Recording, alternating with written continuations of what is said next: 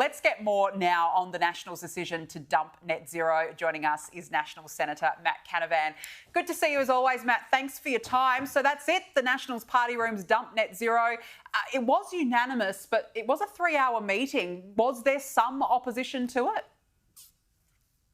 Look, I don't go into the party room discussions, but as David Littleproud said today, I think most of our time was spent, well, how are we going to deal with the media and communicate this and discuss all those sort of details. So, look, I'm not going to go further than that, but it was a really useful discussion. As I've been saying for months, the best way to deal with different opinions is to talk them out. And so we've talked them out on a Sunday morning, given up our Sundays to do that. And look, I am just over the moon that common sense is making a comeback here. It is absolutely nonsense to try and target net zero emissions, let alone by 2050. It's clearly not happening anywhere in the world. The only thing the race to net zero is doing is a race to make yourself poorer sooner.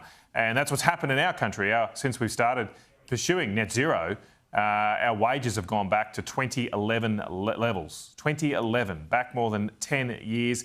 Electricity, gas prices, energy prices all through the roof, and it's not working. Net zero is not working for Australia. As I said today, I think net zero is far past its use-by date, and we need a different plan here. Now, we've put forward a plan that I think is common sense, that can unleash Australian energy, can remove the restrictions, remove taxes, remove the burdens on the Australian people, as well as making some sensible decisions to reduce our emissions over time, become more efficient and all of those things.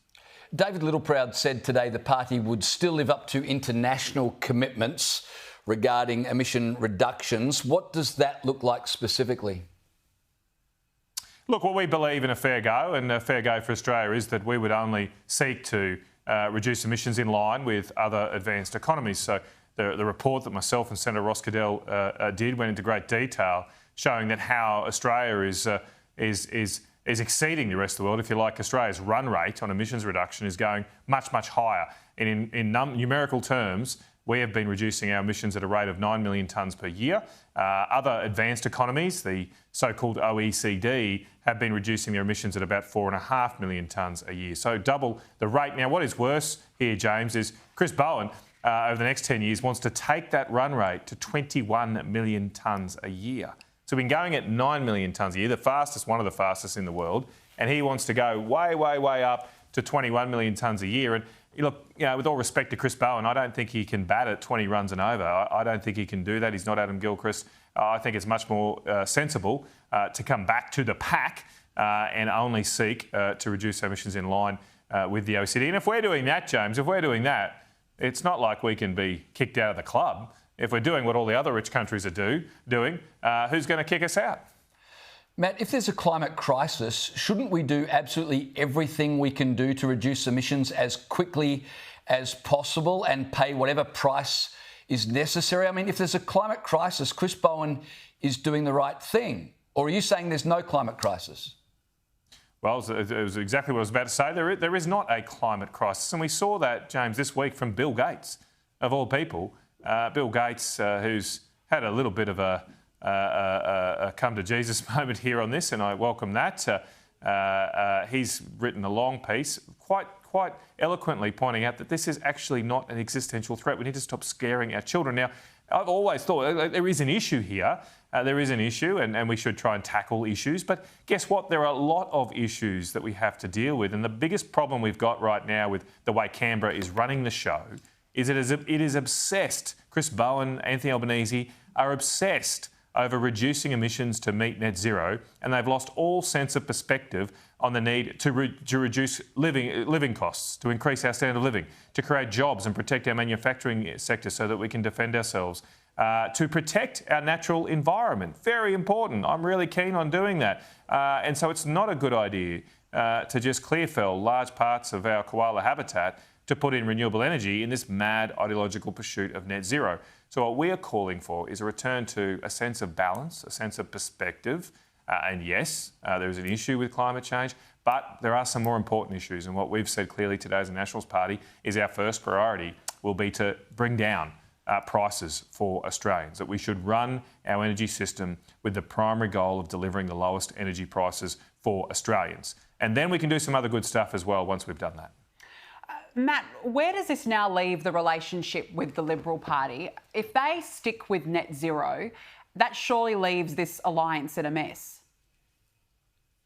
Look, well, that'll be a decision down the track, so I can't forecast that. I'm glad and proud that the Nationals Party have stood up today. As I said, I think our job in opposition is to be a voice, not an echo.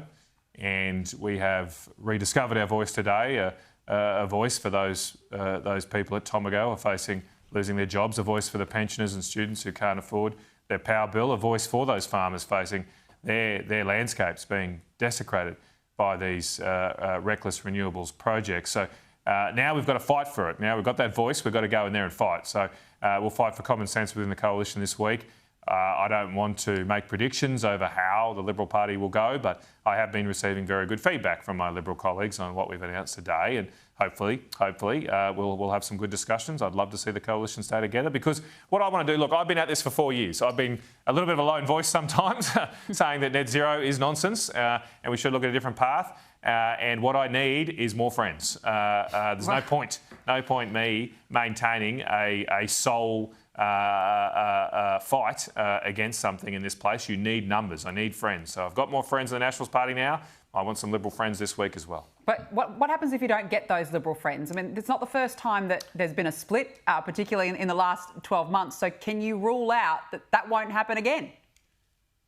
No, look, I'm not going to rule anything out, but I'm not going to say something's going to happen either. I mean, let's see how it goes. I've always said our relationship with the Liberal Party is a business relationship, the relationship between the Nationals and Liberals. It's not a marriage. It's something we do because we think it does deliver benefits for our people. We've made a principled decision today about what we think is best for our country, what we think is best for regional Australia, and we'll just have to see what the Liberal Party, what their position comes to. And I'd love to see, I want to see, the goal is to stay in coalition. As I said, the goal is to build as many supporters in at the Parliament as possible. I mean, I know there's plenty of Labor people that shake their heads at this nonsense as well. I'm not predicting that they'll leave because they're just so wedded and to their party. There's never any dissent publicly, but internally I know there's a lot of concern within the Labor Party that how are they going to defend the indefensible. How is it right or correct that we would seek to reduce our emissions at a rate over the next 10 years, which would be triple those of advanced countries? What is the point of that? Why would we punish the Australian people with such a burden when other countries aren't taking that yoke on themselves?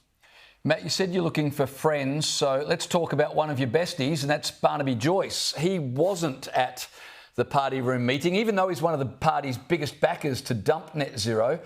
He's told The Australian today's decision is not enough to bring him back to the party room. There would need, in his view, to be stronger guarantees against the rollout of large-scale renewable projects. Is there any prospect of that? And could you entice him back with a little further? Look, we've made a decision today. I'd love to see Barnaby back in the team. I've tried to call Barnaby this afternoon. He was on a plane, so we'll see. Try and convince him of the merits of our case. I do believe that what we've put forward here today is a sensible way of putting a stop to that devastation in the bush. In particular, we have decided that the so-called capacity investment scheme should be expanded to include coal and gas and not just be biased towards solar, wind and battery programs. I'm very confident that if that were the case, we wouldn't see many or any large-scale renewable projects be funded through that program because clearly using existing coal-fired power stations is the cheapest way to bring on reliable power. I mean, how absurd is it right now that we run our coal-fired power stations at about 50% capacity? To keep the cricket analogy going here tonight, it's a bit like leaving Adam Gilchrist in the sheds for half the innings. These power stations are the cheapest way to generate power. No one disputes that. This is existing coal-fired power stations. No one disputes they are the cheapest way to deliver power today, yet we leave them idle for about 50% of the time. So if we were to reform the capacity mechanism, as was recommended by the Energy Security Board 3 years ago, if we were to do that, that would bring on that latent capacity. We'd have someone who could score runs for the country out there and put in more supply of power to the grid. And it's a very simple equation. The more supply of cheap energy we get into the system, the lower our prices will be. Matt Canavan, I've never heard so many cricket analogies in a single political interview. That was quite brilliant. We appreciate... You know why that's the case? I actually missed the Pollies v Press game today to kill net zero. I was meant to play.